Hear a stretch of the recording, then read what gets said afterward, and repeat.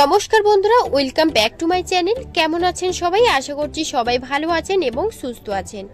আজ শেয়ার করব দারুণ স্বাদের ম্যাগি রেসিপি। আর রেসিপির নাম বাটার ম্যাগি। খেতে এতটাই টেস্টি হয় যে একবার না খেলে এর স্বাদ বুঝতেই পারবেন না। ম্যাগির এই রেসিপিটা সত্যি অসাধারণ একটা রেসিপি। যারা ম্যাগি খেতে পছন্দ করেন আপনারা এইভাবে একবার অন্তত ট্রাই করুন।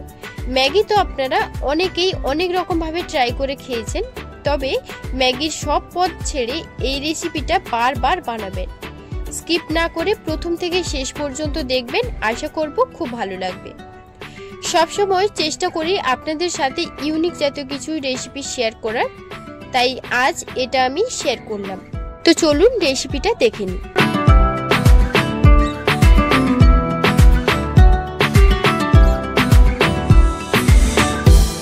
বাটার ম্যাগির জন্য আমি এখানে দুটো টমেটো নিয়েছি, মিডিয়াম সাইজের দুটো টমেটো নিয়েছি। বাটার ম্যাগির জন্য এখানে টমেটোর পদটা কিন্তু একটু বেশি রাখতে হবে, তার জন্য দুটো টমেটো নিয়েছি।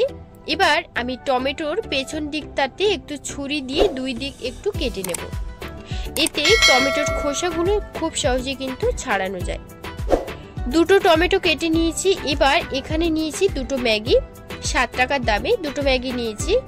এরপর কড়াইতে দিয়ে দিচ্ছি বেশ কিছুটা জল, মানে টমেটো সেদ্ধ হতে যতটা জল প্রয়োজন ঠিক ততটাই দিয়েছি।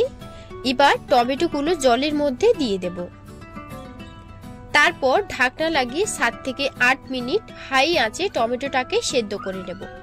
এখানে একটা কথা আপনাদের বলে রাখি, টমেটোটাকে কিন্তু একেবারেই গলিয়ে নিতে হবে, না হলে টমেটোগুলো ম্যাশ করা যাবে না। তো 7 থেকে 8 মিনিট পর টমেটো সেদ্ধ হয়েছে কিনা দেখে নেব। তার জন্য প্রথমে আমি ঢাকনাটা খুলে নিচ্ছি, আর ঢাকনাটা খোলার পর এবার টমেটোগুলো তুলে নেব। টমেটো তোলার সময় বুঝতেই পারছেন কতটা সেদ্ধ হয়েছে। এবার টমেটোগুলো তুলে নেওয়ার পর ঠান্ডা হলে টমেটোর খোসাগুলোকে ছাড়িয়ে নেব।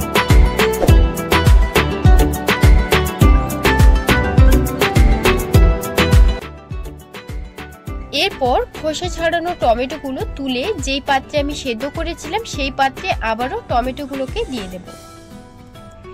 এরপর একটা ম্যাশ করা হ্যান্ড বিটার নিয়ে টমেটোটাকে একেবারে ম্যাশ করে নেব। একদম পেস্ট মতন করে টমেটোটাকে ম্যাশ করে নিতে হবে।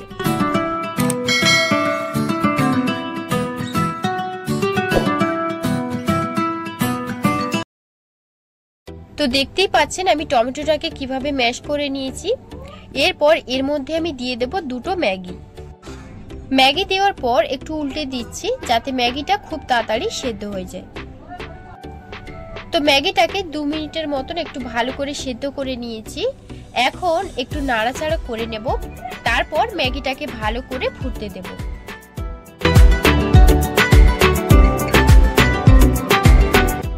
এরপর ম্যাগির যে মশলাটা ছিল সেটা আমি দিয়ে দেব।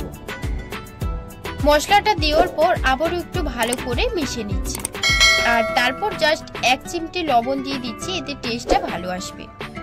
এবার নাড়াচাড়া করে একটা পাত্রে তুলে রাখবো। এরপর গ্যাসের মধ্যে একটা তড়কা প্যান বসিয়ে দিয়ে তাতে দিয়ে দেব 25 গ্রাম বাটার। বাটারটা দেওয়ার পর একটু লালচে কালার হয়ে আসলে দিয়ে দেব ঝালের জন্য 1/2 চা চামচ কাঁচা লঙ্কা কুচি, মানে একদম চপ করা, আর একটা ছোট সাইজের চপ করা পেঁয়াজ কুচি। এরপর একটু ভালো করে মিশিয়ে পেঁয়াজ আর লঙ্কাটাকে ভেজে নেব, মানে একদম লাল লাল করে ভেজে নিতে হবে। আচ্ছা, আপনারা এখানে কারি পাতাও কিন্তু অ্যাড করতে পারেন। কারি পাতার ফ্লেভারটা কিন্তু দারুণ লাগে খেতে। ভালো করে তড়কাটাকে আমি মিশিয়ে নিয়েছি। এরপর গরম অবস্থায় রান্না করা ম্যাগির মধ্যে তড়কাটাকে দিয়ে দেব, তারপর ভালো করে মিশিয়ে নেব। সিম্পল একটা রেসিপি, তবে স্বাদে গন্ধে কিন্তু অপূর্ব হয়। আপনারা এইভাবে কারা ট্রাই করেছেন আমাকে অবশ্যই কিন্তু কমেন্টে জানাবেন। দারুণ স্বাদের এই রেসিপিটা বাড়িতে বানালে অবশ্যই কিন্তু আমাকে কমেন্টে জানাবেন। দেখেছেন দেখতে কতটা সুন্দর হয়েছে। বিভিন্ন রকম সবজি মশলা না দিয়ে এইভাবে একবার যদি বানান খেতে কিন্তু ভীষণ ভালো হয়। তাই আমার রেসিপিটা ফলো করে একবার অন্তত বাড়িতে বানিয়ে দেখুন, খেতে ভীষণ ভালো লাগবে। আর গার্নিশের জন্য আমি এখানে রিংস পেঁয়াজ আর কাঁচা লঙ্কা দিয়ে সার্ভ করেছি। আপনারা ধনে পাতা কিংবা পেঁয়াজ পাতা আপনাদের যেটা আপনাদের ইচ্ছা হবে সেটা দিয়ে সার্ভ করতে পারেন। আজকের রেসিপি আপনাদের ভালো লাগলে লাইক ও শেয়ার করে রাখবেন। আর নতুন রকমের রেসিপিগুলো দেখতে চাইলে চ্যানেলটিকে সাবস্ক্রাইব করে রাখবেন আর সাথে বেল বাটনটি ক্লিক করতে একদমই ভুলবেন না। আজকের মতো ভিডিওটা এই পর্যন্ত। আপনারা সবাই ভালো থাকবেন, সুস্থ থাকবেন। সবাইকে ধন্যবাদ জানিয়ে আজকের ভিডিওটি এই পর্যন্ত।